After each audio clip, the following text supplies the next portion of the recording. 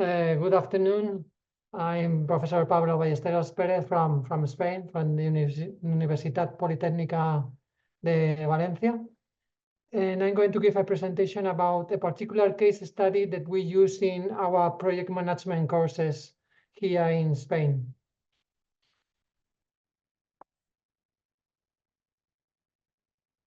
This is the story of Citicorp Center in New York. The 279-meter high skyscraper, the 7th tallest building in the world by then, which was about to collapse in the Big Apple, New York. But thanks to two coincidences and an engineer's professional behavior, it was avoided. The funny thing is that it took the New Yorkers 18 years to find out that this skyscraper could have toppled on top of them.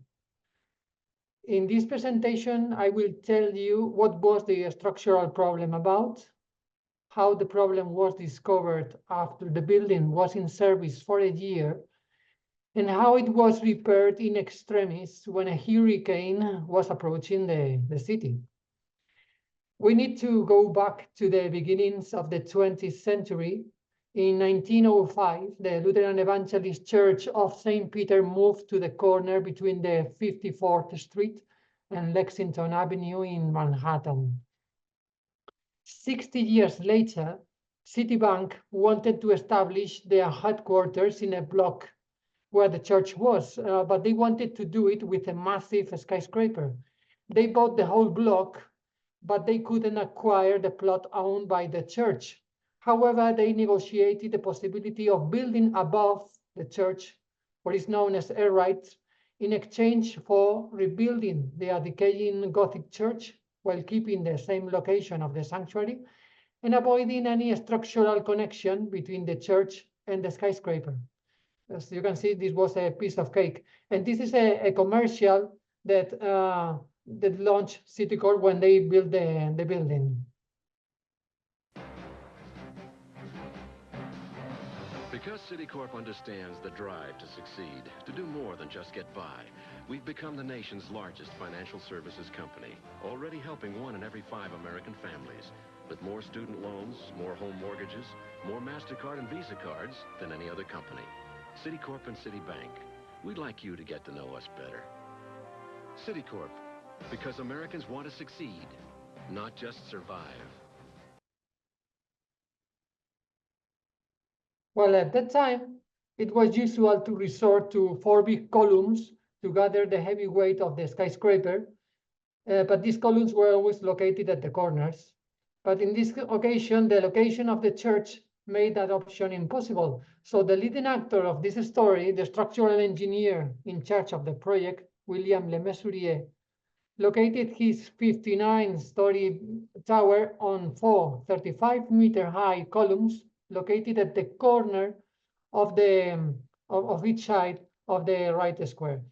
This design allowed the building to stand 22 meters above the refurbished church, which can be seen here in more detail. This building was quite impressive. To achieve that, Le Mesurier, the engineer, had to engineer a system of stock structural reinforcements with inverted chevrons. And each chevron, which has a V shape, was driving the heavy loads that ran through the tower edges towards the columns that were located at the center of each side of and then to the ground.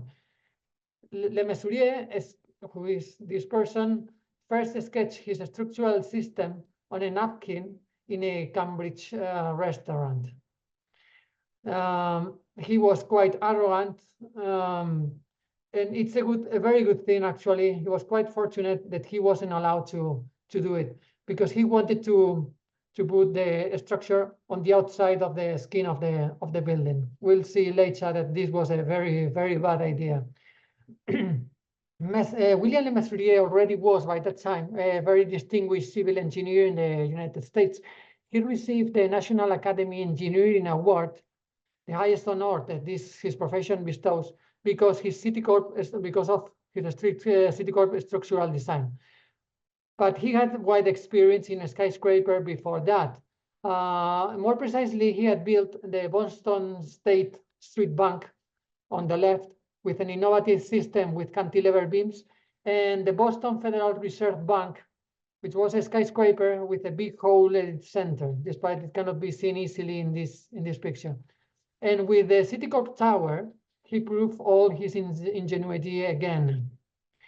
The conceived structural system was even more flexible than expected for a building of such height, because he had a mass damper, which had to be designed at the top of the tower. This was a 410-ton concrete mass suspended in pressurized oil to counteract most of the action of the wind, the swaying, as we say. These mass dampers are frequent nowadays, but this building was one of the first to incorporate it, which was also undoubtedly a great achievement for the Americans. Long story short, they built the skyscraper, a great achievement, but that was hiding a terrible calculation error. As we were saying, this tragedy was avoided thanks to two coincidences. The first one, the most important, had to do with a telephone call that Le Mesurier received in June 1978, a year after the skyscraper had been put into service. Speaking was Diane Hartley, here represented. By then, she was a student of engineering at Princeton University. She was studying the Citicorp tower structure for her dissertation, and she shared to call the Mesuriers to ask him about some structural aspects she didn't understand. The dissertation had been an assignment of her professor, and particularly, she didn't understand some details about the behavior of the building in relation to the wind. History kept her identity missing for quite a while. When the whole story was uncovered in 1995, 18 years later, everybody thought that she had been a male student, but she was a woman. And she had done her homework quite well. She had first contacted William Le Mesurier's office and stayed in touch with Joel Weinstein, a general engineer in his firm. And he had sent her the architectural plans for the Citicorp Tower and many of his engineering calculations for the building. Le Mesurier was actually inside of an important meeting by then, but his pride, when he received a call from someone challenging his design, forced him to give her a master lecture over the phone. And, well, basically, he defended that his structure was perfect for withstanding winds perpendicular to the sides of the tower, that the structure would work like a flexible sail, like bending. And he finished with this. Basically, he said, I want to tell your teacher that he doesn't know what the hell he's talking about. He doesn't know the problem and had to be solved.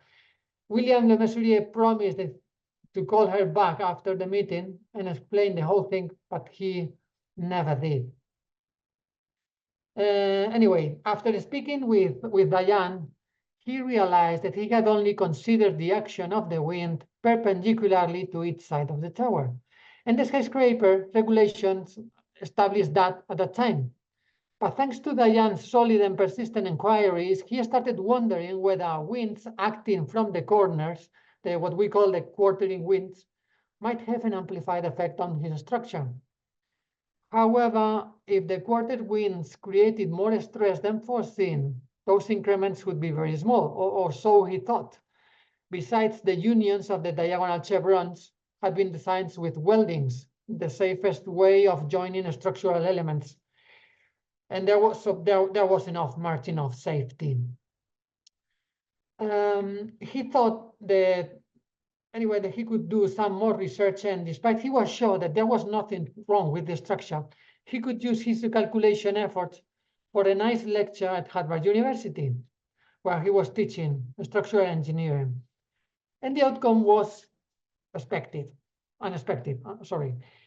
The quartering winds increased the wind load around 40% respect to perpendicular winds, 40%.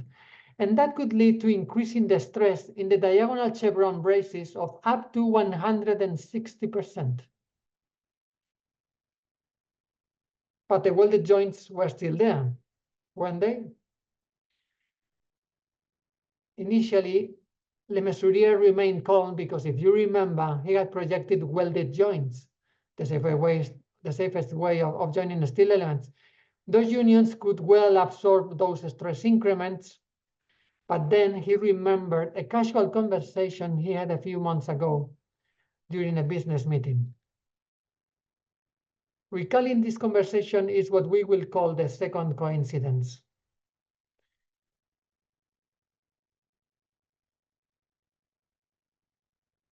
Basically, he told in the stories 18 years later, I spoke to Stanley Goldstein, Le Mesurier's partner, and he said, tell me about your success with those welded joints in Citicorp. And Stanley said, oh, didn't you know, they were chains.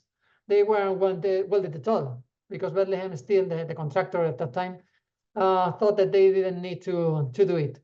So basically, he changed to panic mode. Well, so they had replaced the welded joints with bolted unions, which were cheaper and quicker to install. Much worse, nobody among the contractors, partners, engineers had considered the effect of the quarter winds, and the number of bolts had been reduced to the bare minimum. So basically, he reached the conclusion that he could, well, commit suicide, but based on the weather data, the building could fail being an euphemism for falling down, with a 55-year storm, which was very low. But that only if the mass damper located at the top of the building was working well, something nobody could take for granted.